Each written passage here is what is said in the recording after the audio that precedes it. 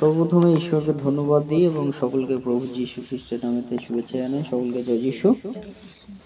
আসুন আমরা আজকে ঈশ্বরের বাক্য আমরা শুনব, আর তা হলো 2 করন্থীয় 4 অধ্যায় 15 পদ। আমরা ঈশ্বরকে ধন্যবাদ করব, সে বিষয় সেটা আমরা দেখতে পারবো। 2 করন্থীয় 4 অধ্যায় 15 পদ, সেইখানে আমরা ঈশ্বরকে ধন্যবাদ দেব, সেটা আমরা বিষয় নিয়ে আজকে আমরা আলোচনা করব। তাই ঈশ্বরের আমরা কিভাবে ধন্যবাদ আমরা দিতে পারি, ঈশ্বরকে আমরা কিভাবে তার ধন্যবাদ আমরা করতে পারি, সে বিষয় সকল আজকে আমরা জানবো। 2 করন্থীয় 4 অধ্যায় 15 পদ, 2 করন্থীয় 4 অধ্যায় 15 পদ। আসুন আমরা ঈশ্বর বাক্য শুনি। কারণ সকলেই তোমাদের নিমিত্ত যেন ঈশ্বরের অনুগ্রহ অধিক লোকের দ্বারা বহুলীকৃত হইয়া ঈশ্বরের গৌরবার্থে প্রচুর ধন্যবাদের কারণ হইয়া ওঠে। ঈশ্বর তার বাক্যে আমাদের প্রত্যেককে আশীর্বাদিত করুন, আমেন। স্বর্গপিতা প্রভু, তোমায় ধন্যবাদ দিই। এই সময় প্রভু তোমার বাক্য সেই শোনার সুযোগ করে দিচ্ছ, পড়ার সুযোগ করে দিচ্ছ, আর এই বাক্য থেকে যা কিছু আমরা আলোচনা করব প্রভু, আমাদের আত্মিক জীবনে তুমি আশীর্বাদ করো প্রভু, এবং আমাদের আত্মিক জীবনে চলার শক্তি তুমি দান করো। সঙ্গে থাকো, ওই প্রার্থনা যিশু নামে চাই, আমেন। জয় যিশু, জয় যিশু। আজকে এখানে পিতা ঈশ্বর তিনি বলছে যে কারণ সকলেই তোমাদের নিমিত্ত যেন ঈশ্বরের অনুগ্রহ অধিক লোকের দ্বারা বহুলীকৃত হইয়া ঈশ্বরের গৌরবার্থে প্রচুর ধন্যবাদের কারণ হয়ে ওঠে, আমেন। অর্থাৎ পিতা ঈশ্বর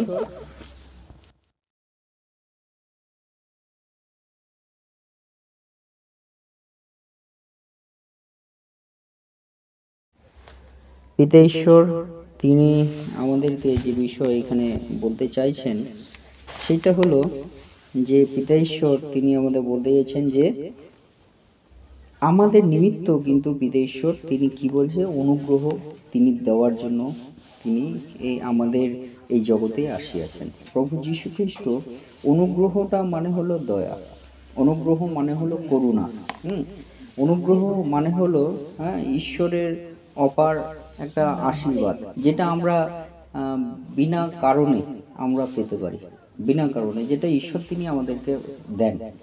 কেমন বিনা কারণে আমরা ঈশ্বরের আশীর্বাদ, অপার আশীর্বাদ পেতে পারি? আপনার সন্তান আছে, আপনার সন্তান জানে যে আমার বাবা মা আমাকে ভালোবাসে, কিন্তু কতটা ভালোবাসে সে পরিমাপ করতে পারবে না। কিন্তু আপনার সন্তান আছে, আপনি জানেন আপনার সন্তানকে কতটা আপনি ভালোবাসা দেওয়ার জন্য প্রস্তুত আছেন, কিভাবে আপনি ভালোবাসা দেওয়ার জন্য প্রস্তুত আছেন, সেটা কিন্তু আপনার সন্তান জানে না।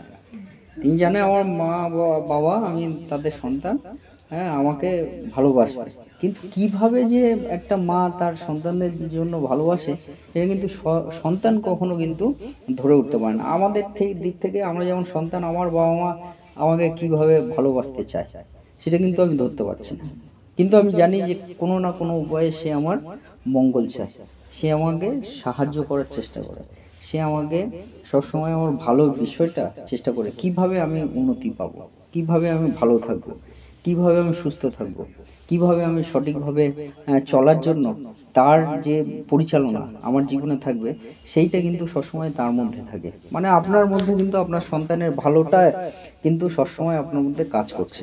সঠিকভাবে ঈশ্বর তিনি আমাদেরকে প্রেম করেন, আমাদেরকে তিনি দয়া করতে চান। কিভাবে দয়া করবে এটা কিন্তু আমরা ধরতে পারছি না, যে আমার ঈশ্বর আমাকে কিভাবে দয়া করবে, আমরা তার ডাকি, কিন্তু পিতা ঈশ্বর তিনি বিভিন্নভাবে আপনাকে কিন্তু সাহায্য করছে, আপনাকে কিন্তু আশীর্বাদ করার জন্য প্রস্তুত আছে, আপনাকে কিন্তু ভালোবাসার জন্য প্রস্তুত আছে। সেই বিষয় কিন্তু পিতা ঈশ্বর তিনি এখানে বলতে চেয়েছেন যে ঈশ্বরের অনুগ্রহ তিনি অধিক লোকদের মধ্য দিয়ে তিনি দান করতে চান, হালেলুয়া। সেই বিষয় যেমন আপনার সন্তান আছে, আপনার সন্তান যখন ছোট থাকে তখন কিন্তু আপনি খাইয়ে দিচ্ছেন, কখনো খেতে না পারলে, বা তার খাবার সময়টা খাবার আপনি রেডি করে দিচ্ছেন, সে যখন খেলতে খেলতে কি বলবো ধুলো ঘাটছে, তখন আপনি তাকে ফ্রেশ পরিষ্কার করে দিচ্ছেন, তাকে আবার নতুন ড্রেস কাপড় পরিয়ে দিচ্ছেন। এইসব বিভিন্ন বিষয়গুলো যেগুলো অথচ আপনার ছেলে হয়তো খেলছে, দেখছেন যে রাস্তায় যাতে না উঠে যায়, বিপদ না ঘটে যায়, তাকে সবসময় লক্ষ্য করা।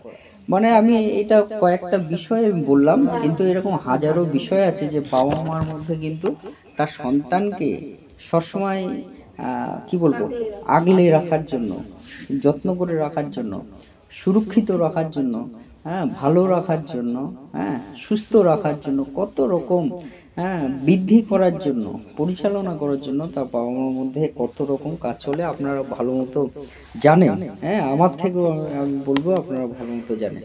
কিন্তু সেই বিষয়ই কিন্তু পিতা ঈশ্বর তিনি আমাদেরকে সেই অনুগ্রহ আমাদের মধ্যে রাখতে চান। আর সেই অনুগ্রহ পিতা ঈশ্বর বলছে অধিক লোকের মধ্য দিয়ে তিনি দান করতে চান। অধিক লোক বলতে সকল মনুষ্য জাতিকে, কারণ এই সকল মনুষ্য জাতি হলো ঈশ্বরের সন্তান, পিতা ঈশ্বর বলছেন।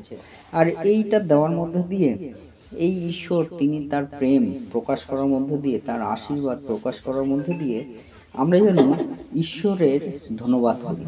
হ্যাঁ, এইটা কিন্তু পিতা ঈশ্বর তিনি চান। পিতা ঈশ্বর কি চান? যেন আমরা তাকে ধন্যবাদ করি। আমার সন্তান, আপনি আপনার সন্তানের জন্য কিছু করছেন, যাই করছেন সেটা তো কোনো কারণ ছাড়া।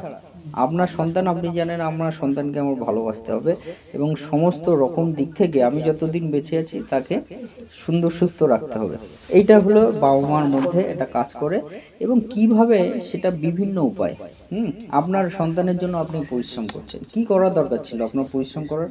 এখন মনে হয় যে আপনার যদি চিন্তা করেন আপনার কি পরিশ্রম করার দরকার আছে, আপনার নিজের জন্য রাধা যা কিছু, কাপড় টাপড় যা কিছু, খাওয়া দাওয়া যা কিছু, চলাফেরা নিজের জন্য ঠিক আছে, কিন্তু আপনার জীবনটা এখন অনেকটা কাটছে সন্তানের জন্য।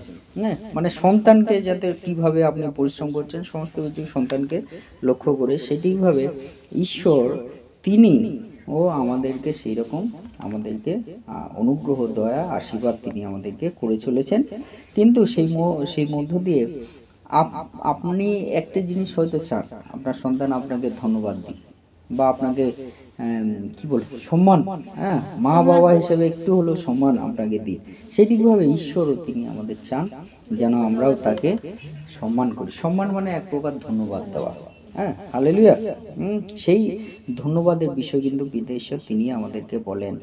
আর পিতা ঈশ্বর তিনি আমাদেরকে বলছেন যে এই ধন্যবাদ দেওয়ার মধ্য দিয়ে আমরা কিন্তু ঈশ্বরের আশীর্বাদ পাবো। কেমন? এই একটু আগে পাঠ করলাম আপনার গীত সংহিতা ৫০ অধ্যায়, আরেকবার খুলুন গীত সংহিতা ৫০ অধ্যায় ১৪ পদ এবং ২৩ পদ। দেখুন কত সুন্দরভাবে লেখা আছে যে আমরা ঈশ্বরকে ধন্যবাদ দিলে ঈশ্বর কিন্তু আমাদের পরিত্রাণের পথ দেয়, যে পরিত্রাণ কিন্তু এই জগতের মানুষ খুঁজে বেড়ায়, প্রতিনিয়ত বিভিন্নভাবে মাথা ঠুকছে যে প্রভু আমার যেন উদ্ধার হয়। আজকে প্রভুর চরণতলে মাথা ঠোকার কারণ কি? বিভিন্ন জায়গায় মাথা ঠোকার কারণ কি? কারণ আমাদের পরিত্রাণের জন্য। এখানে লেখা আছে ৫০ অধ্যায় ১৪ পদে, তুমি ঈশ্বরের উদ্দেশ্যে স্তবগুলি উৎসর্গ করো, পরস্পরের নিকটে আপন মানত পূর্ণ করো।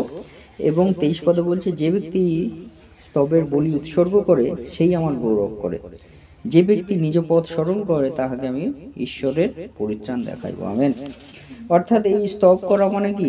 ঈশ্বরকে ধন্যবাদ করা, ঈশ্বরের ধন্যবাদ উৎসর্গ করা। আজকে মনে হয় আমরা ঈশ্বরের সম্মুখে অনেকটা বড় ফল নিয়ে আমরা উৎসর্গ করি, কিন্তু পিতা ঈশ্বর তিনি চাইছে যে আমরা যেন ধন্যবাদটা উৎসর্গ করি। পিতা তোমাকে ধন্যবাদ দিই, এইটাই পিতা ঈশ্বর কিন্তু তিনি চান। হালেলুয়া। এবং সেইভাবে পিতা ঈশ্বর বলছে যে আমার ধন্যবাদ করে সে আমাকে কিন্তু গৌরব করে। গৌরব বলতে মহিমা করা। আমরা যার ধন্যবাদ করছি তার গৌরব করছি, তার মহিমা করছি। এবং বলছে যে ব্যক্তি নিজ পথ সরল করে, নিজ পথ, প্রভু যীশু খ্রিস্ট বলছে আমি পথ, যে আমার দিয়ে আসে সে পিতার নিকটে, হ্যাঁ, পিতার নিকটে আসিতে পারে। আমেন।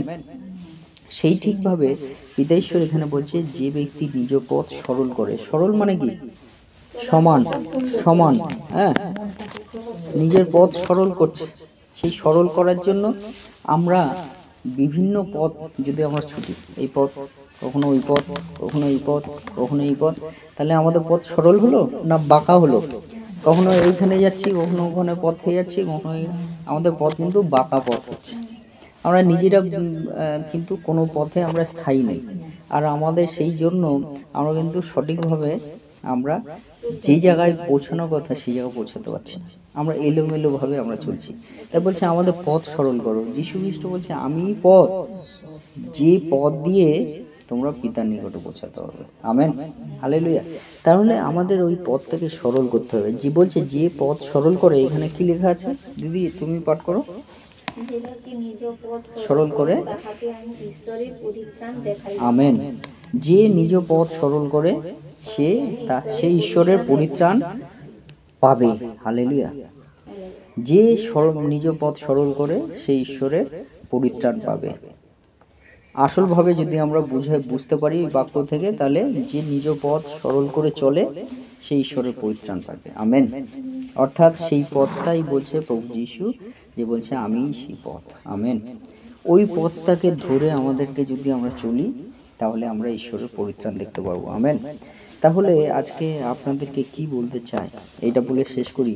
ঈশ্বরকে আমরা যদি ধন্যবাদ দিই এবং সেই ধন্যবাদ দিয়ে সেই পথে যদি আমরা চলি, ওই পথটা সমানভাবে আমরা যদি চলতে থাকি, তাহলে আমরা ঈশ্বরের পরিত্রাণ পাবো। আমেন। তাই ঈশ্বরকে ধন্যবাদ দেওয়া মানে এক প্রকার পরিত্রাণ পাওয়া। ঈশ্বরকে ধন্যবাদ দেওয়া মানে এক প্রকার পরিত্রাণ পাওয়া। আমেন।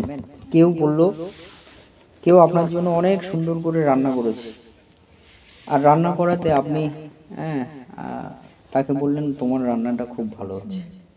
আমি দেখেছি, তা আমি দেখেছি, এটা হয়তো মজা করেও নয়, কিন্তু এরকম রান্না করা হচ্ছে আর রান্নাটা উৎসাহ একটা আছে, কিন্তু তার থেকে বড় বিষয় সেই রান্নাটা পরিশ্রম করে করেছে এবং রান্নাটা ভালো, খুব সুন্দর হচ্ছে।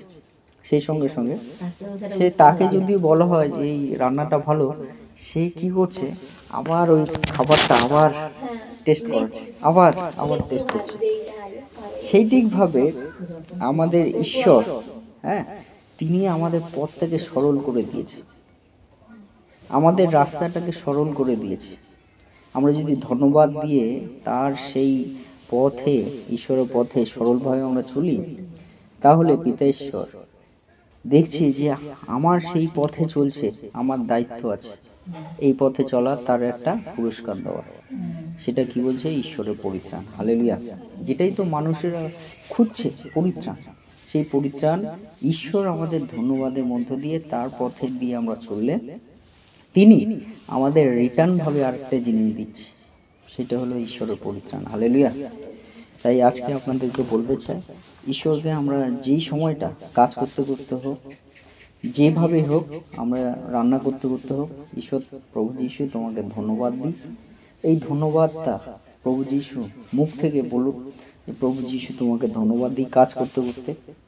যা কিছু করছেন প্রভু, সেই পথটা কিন্তু আমরা চলার সুযোগ পাই, শক্তি পাই, আর তাতে প্রভু আমাদেরকে পরিত্রাণের পথে আমাদেরকে চালাবেন। আমেন।